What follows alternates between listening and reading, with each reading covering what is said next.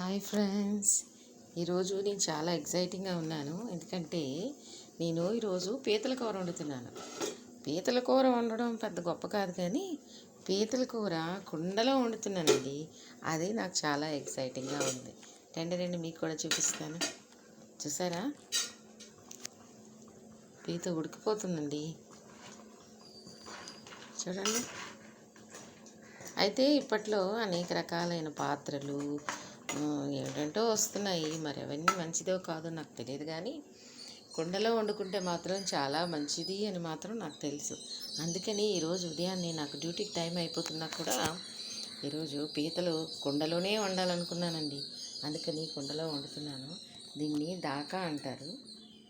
మా హాస్పిటల్కి మరి పేషెంట్స్ వస్తారు, వాళ్ళు ఏం పని చేస్తున్నారంటే కుండలు చేస్తామన్నారు.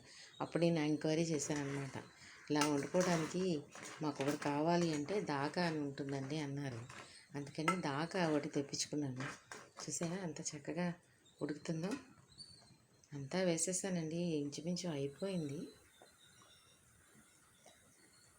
అయితే దాకలో వండడం అన్నది, పాట్లో వండడం అన్నది నాకు చాలా ఎగ్జైటింగ్గా ఉంది. మీరు కూడా పాట్లో ఉండి ట్రై చేయండి, చాలా బాగుంటుంది. Thank you.